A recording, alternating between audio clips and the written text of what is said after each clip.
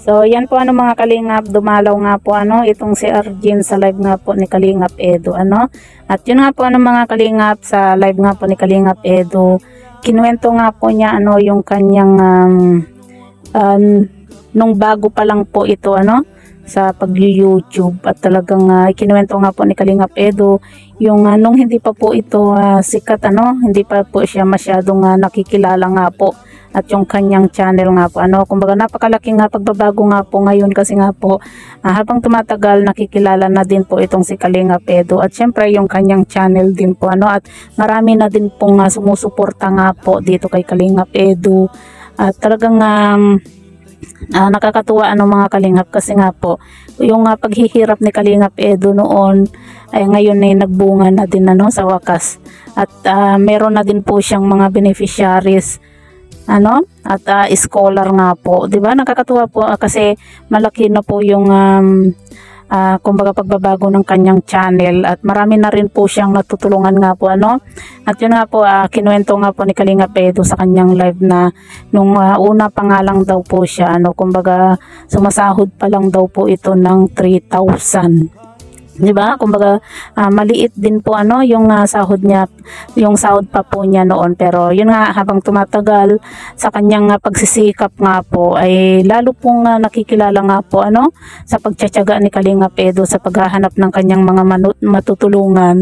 Kumbaga lumalaki na rin po yung kanyang channel, at syempre sa tulong na din po ng mag-amang matubang nga po yung kanyang tito na si Kuya Balat, saka pinsan nga po na si Kalingap Rab, diba? Kumbaga malaking tulong din po sina Kuya Balat at Kalingap Rab dito kay Kalingap Edo, kasi habang tumatagal nakikilala din po yung channel nga po ni Kalingap Edo At talagang nakakatuwa itong si Kalingap Edo, dahil nga po talagang nasa puso din po talaga niya yung pagtulong, diba? Kasi kita nyo yung channel ni Kalingap Edo talagang puro pagtulong lang po, wala pong halong kung ano-ano, diba?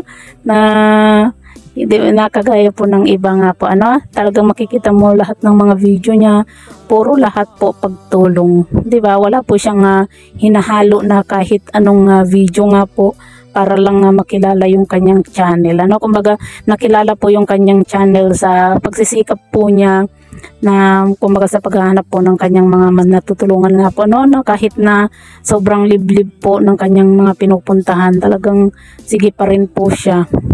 Kumbaga nandun talaga yung puso po niya na makatulong sa mga kapwa po nating kapwa po natin na mahihirap.